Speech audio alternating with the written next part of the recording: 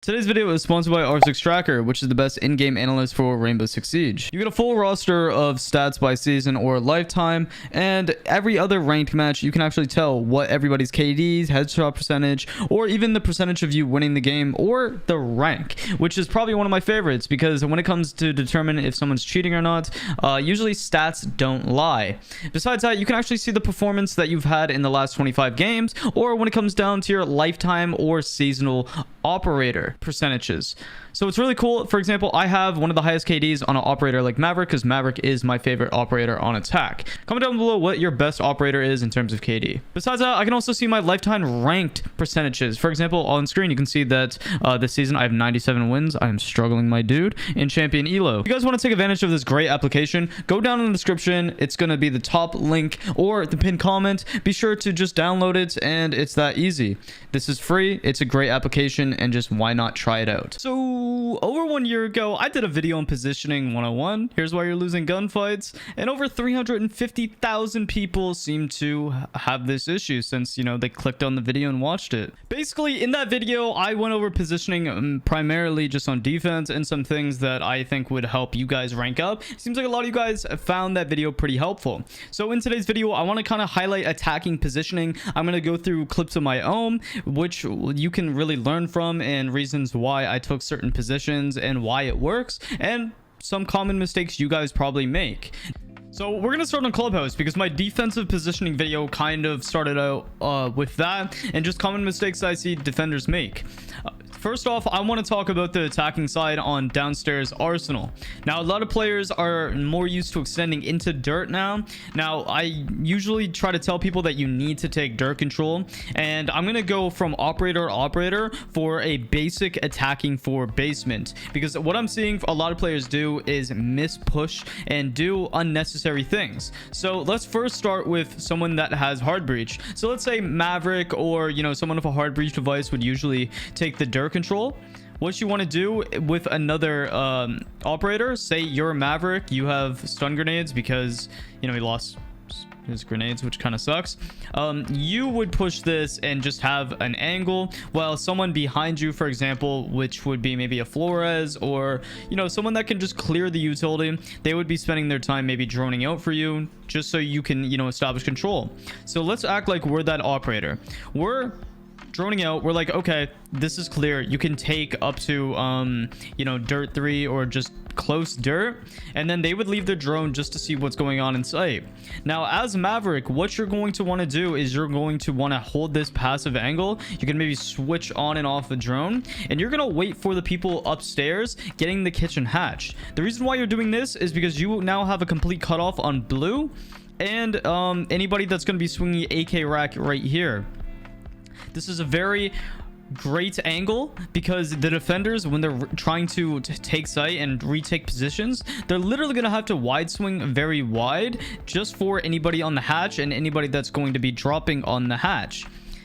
Once again, your main objective here is just to have this cutoff angle for anybody rotating. It is very prominent and very effective. So just to summarize, you're going to have maybe 2 operators pushing dirt for the main purpose of clearing any util like shields or whatnot. Now, if they barricade dirt, then you have it for free. You're kind of going to be a sitting duck. Either one of you is going to have to rotate off, but that is going to be in the later round. I'm going to go step by step, and I'll explain it in a second. The next 2 operators you're going to want to be bringing on this push is a sledge or a buck. I would say a sledge just because he does have the grenades, and Habana.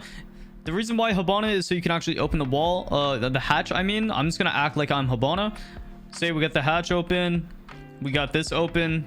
I would suggest not upside down rappelling, because you can get swung, and I usually put a hole in the floor as a defender, and I just look up and try to find anybody sneaky. But Sledge and Habana, what you guys are going to be doing is you're going to be taking the kitchen control. Habana can drone out kitchen for the Sledge, drone out the kitchen hallway, and make sure all of this is clear. Now, you guys are not going to be clearing roamers. This is what the issue is with a lot of you guys that attack. You guys just try to do unnecessary things. Like, for example, roam clearing. You do not need a roam clear when your objective is going to be dirt kitchen. As Sledge, you're going to make vertical. Now, the third operator, because I said 2 people are going dirt, you have the Habana and the Sledge.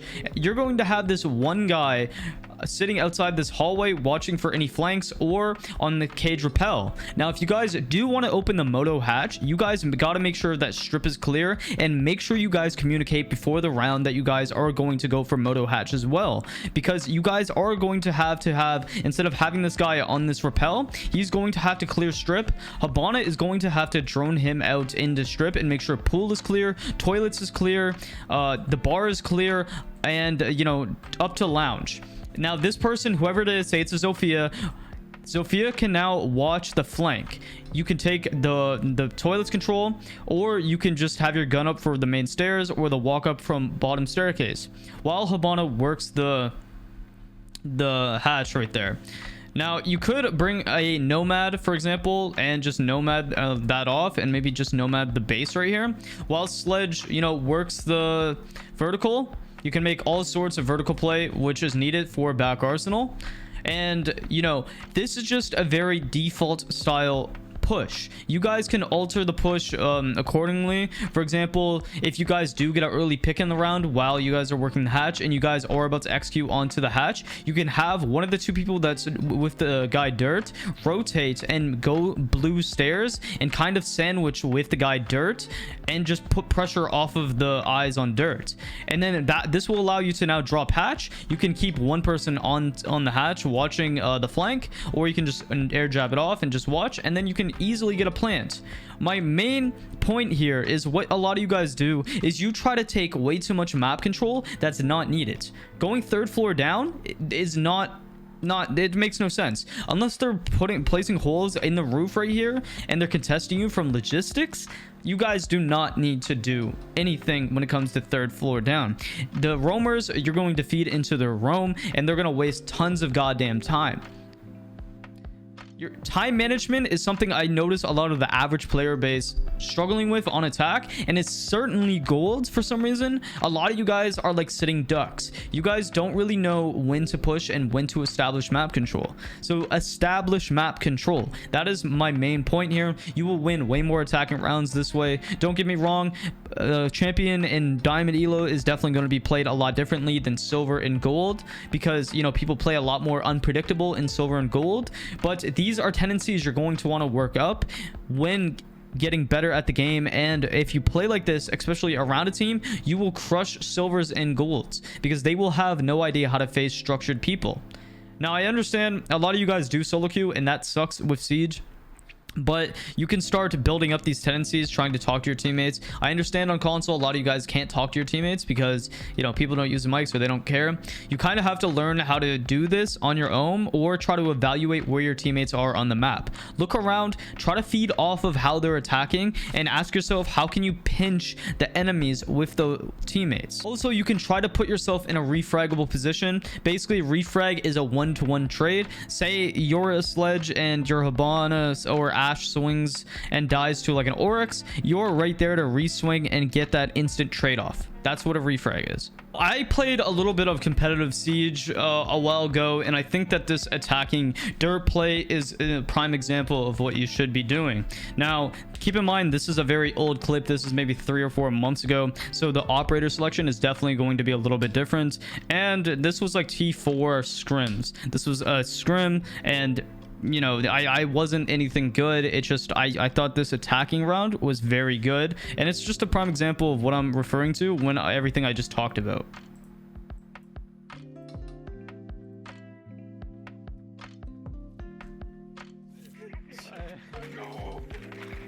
So we bring 3 hard breachers. I don't really remember exactly why, to be honest. I'm just going to go off the fact that so for some reason we brought 3 hard breaches. I don't know if this was before like the 7th pick or whatnot. I don't really understand the circumstance off the top of my head because this was so long ago. But as you can tell, as Maverick right now, since we do have an ace, he opened the wall, and now this is allowing me to drone out dirt and just establish control with a teammate. Nobody's close dirt. They have a shield in dirt. I'm not seeing any ADSs. Okay, notice how I'm communicating what I'm droning out and specifically what utility I see. This is, once again, something you need to be doing. You need to communicate with your teammates so they know what they need to burn. And if you don't know what burning is, when there's ADSs or WMIDIS, basically throwing stun grenades or utility that will burn that. So you open up the opportunity to use grenades, Ash charges, Zofia charges, whatever to clear the utility.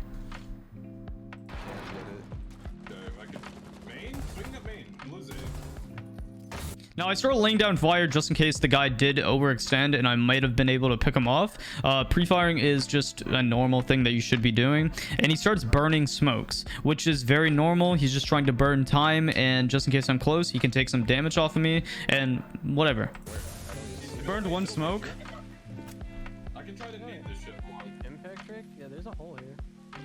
Oh, she went up then because she's not middle anymore.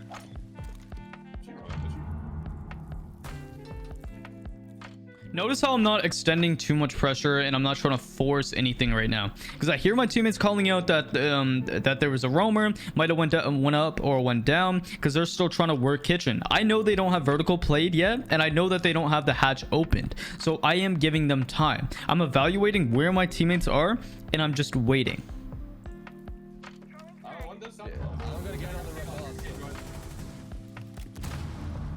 Now, that use of nade wasn't the best, but the reason why I cocked the nade like that and I was willing to use one grenade and like just burn it basically is just in case that smoke tried to tuck in that corner, I might have been able to get him. Because I know when I play smoke, I sometimes like to reposition and get in a little bit more of an aggro position, because I know that these smokes are pushing the enemies back and knocking their line of sight. That was me with a nade. 2 smokes down. You can come get main hatch, better. 3 smokes down. That's all 3? Yeah, all 3. Okay, I'm gonna drone and then we're gonna double up. Okay, he has literally no util on the shield. You can get this hatch better. You can get this. Yeah, I have 1 nade. Okay, you can nade his shield. He's still on the shield. Okay, I'm waiting for... Okay. Yeah. I'm going on the rep. Now, you notice how I prone right here. Usually proning is very situational because it creates so much noise, but me and my teammate were communicating what we're holding. My teammate is doubling up on me, and I know if I stand up and I try to grenade and the smoke swings, I'm going to get colladed and we're both going to die, or I'm going to get TK'd. So it's better that if smoke swings and I die or just take damage, my teammate gets that instant trade-off and kills him. But I'm focusing basically on this utility so we can push the smoke out of dirt and push them into sight. Because now, since we have the people working the kitchen, the person on the hatch can now watch this smoke swing out and try to retreat out of dirt if the smoke does do this. This is why the kitchen dirt is so good, especially in ranked, because players are not going to play coordinated on the defensive end. Fell outside and I'm just gonna... Oh my god, they have a my disc.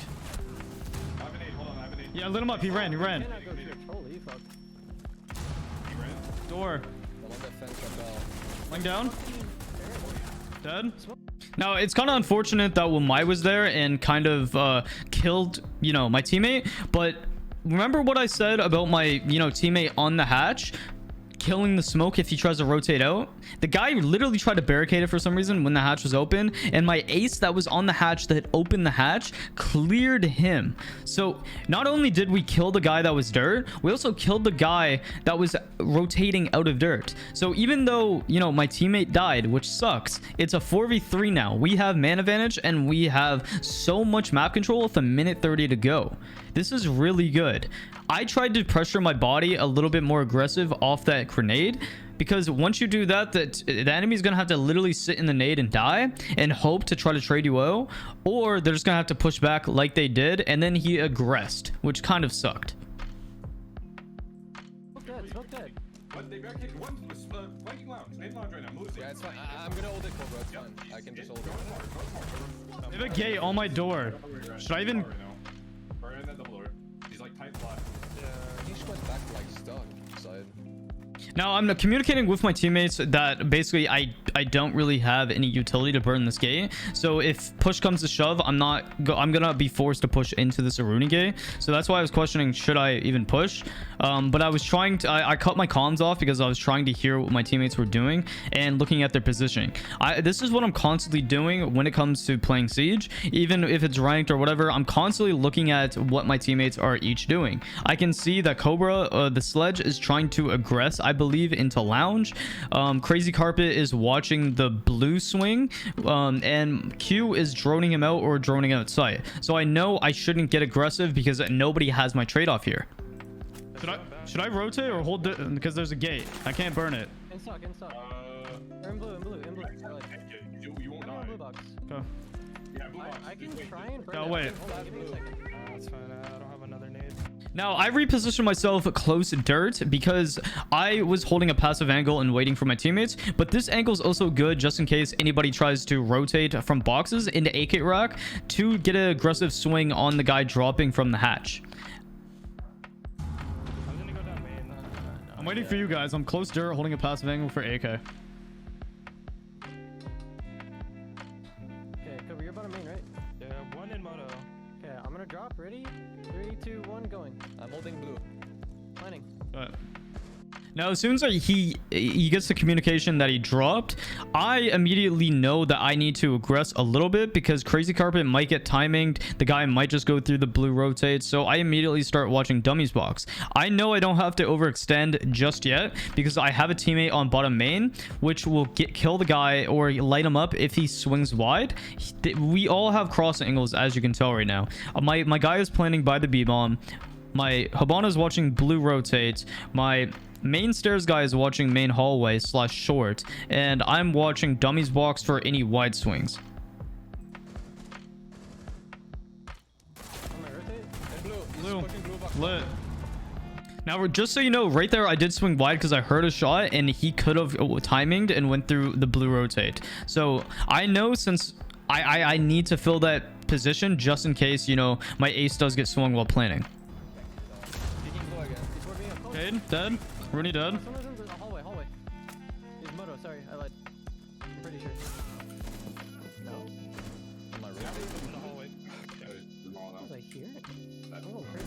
Now, I knew I would have to tank that at some point, or, you know, when they try to retake, I'm going to be left in a very bad, annoying scenario. So I just get very aggressive. I'm trying to read how my Habana is playing this, which looks like she's watching the moto rotate because we are trying to act off info and get this trade-off. But find out that the person is actually, I think, box 2, and I swing through long haul here to pinch with the Habana to get the refrag. You guys are in weird spots. When are you gonna get that? Wait, how do you... So yeah, that is basically how I try to look at attacking and positioning. I really hope this example did help in some type of way. I tried to really break this down as clear as possible and nitpick exactly what I was doing. Now, if you can apply this type of effort when it comes to every single attacking round, you will win so much more. You will hit champion. You will be amazing at the game. Even though there is quite a bit of cheaters when it comes to M&K on console or, you know, cheaters on PC. I've been able to literally hit champion multiple times on PC playing this way. Even though it does suck, there is cheaters. When you can play legitimate games, this is the way to play, and this is the fun way to play, in my opinion. I love the team-based strategy behind Siege, and especially looking at positioning and looking at how your teammates play. It's just so much fun. This is how I enjoy it, and this is how I got a high rank on PC. I might not be the best mechanical player, but I can definitely evaluate what's like happening around me, and then play off that information and, you know, play with my teammates.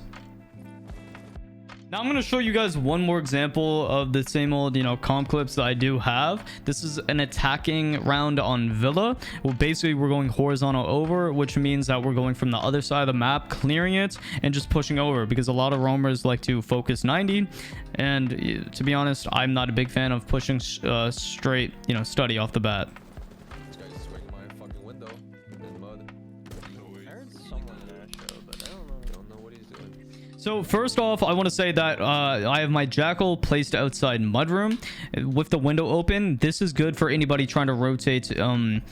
What is it called? Outside China. and just rotating from Astro stairs and just rotating back to site. I have one of my people on Astro window. I have my Yana with me that's going to drone with me, and we're just going to try to establish this control. And I believe I have Rogue outside Deer window. I'm not too sure exactly where though, or a 90 window. I can't tell right now, to be honest, but I'm waiting. Player Astro stairs probably goes purple. That's why, like, sports signs, dude. Checking your window, checking your Seeing you. bedroom. So I'm trying to hold a little bit more of a passive angle off this Yana cloak, because, like, you know, sometimes people do get timing, but I'm trying to act off the information just so, like, after the Yana cloak disappears, I don't just jump in afterwards and then, like, Jaeger swings in, say brick or something, and then I'm like, didn't you drone that? And then you would be like, you know, I droned that like 15 seconds ago type stuff, you know? So basically establishing control here. Clear now. Bedroom. Hearing one like four side. Top red. I'm gonna scan Jaeger. Nothing bottom Astro. What's Jaeger? Dude, nothing trophy. One drop bottom red. Light your room. Excuse me? It's bottom red. Do you notice how early it is in the round and we established so much map control already? I'm already in Deer about to take 90. It's 2 minutes and 10 seconds left. We don't need to focus any roamers down below immediately, because the worst thing that they can do is try to bank a random C4 and try to get a kill. And that's going to be so random. Especially when we have the Jackal outside mudroom watching any cutoffs. I don't see him. Kinda wish there was skill cams on. 90, Mel. Build this. Oh, I might have. We don't need top red. I think top red. How do I see it? Come on, red, red. Do we have an Astro flank already? Now, if you notice, I am psycho peeking and kind of dry peeking stuff just in case. You know, I can't just hold like a wall and wait for a drone, because somebody could come top red and somebody could come skull and then run at my teammate that's on a drone. So that's why I am sitting here pre-firing stuff. It's just good to get some information and try to, you know, lay fire. Is that a You ran year? away. No. We don't need top red. I think top red. How do I see it? Come on, red, red. Do we have an Astro flank already? 90, Mel. Good. No. Right side. Now, when it comes to gunfights, sometimes you do have to change your positioning. You can't just stand there at the head level and then re-swing the same angle. Map door.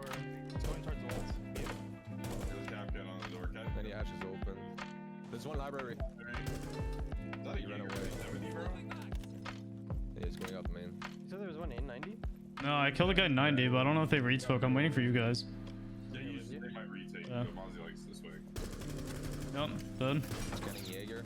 Once again, when it comes to common angles and just pre-firing, that was just so obvious, because people like to retake 90 if you didn't like immediately establish, because they do want to try to get the refrag. And if you look at it, we did have such a man advantage that, like, especially on defense, you want to have the upper hand when it comes to man advantage, because rounds can just fly out the window if you don't. It's me dead. Basically, they're just trying to retake map control, because attackers, your objective is to take map control so you can execute and try to plant. Sorry, Capcan likes to play study. There's Capcan on your Oh, man. door, right side. Yeah, I know. Can I go study? One study. Main. Or is he? He's not in my top main. Top main. He dropped the top. He might flank. He's steady door. Right side. We should double push this bar hall. Okay, let's do it. Dead. Last one. Still steady. Didn't go. Now, if you see right there, I use my utility to get into pool because I didn't want to have to walk through that barbed wire and double up and just get double killed. It's better that I go from a different angle and then possibly die than to get double killed, because this guy does have the study head angle and you can shoot through the door. So the worst thing that would happen in this scenario is, you know, Q would end up in a 1v1 instead of a 2v1. And I'm just trying to, you know, get some information and burn time while he plants. What? Wow, you got the guy. Is he inside now? Yeah. Wow. Once again, like, I'm just like pressuring him so much, and there's only two angles that he can go, and I have both the angles. But when it comes to this video, I just wanted to lay down some information when it comes to attacking. And as you can tell, we took a lot of control of the map, and we did it very quickly based off of our drones and just calm. So we were constantly calming what we were doing and constantly calming what we see, what utility we see, what utility we cleared, and what we're doing and what we plan on doing. The issue with people that play Siege nowadays is they don't communicate enough anymore. They don't really talk to each other, and they don't really calm what's happening except when they die or if they see an enemy once. So I hope this attacking video helped you in some way. I think that the information I laid out could be effective if you just applied it into your everyday ranked games.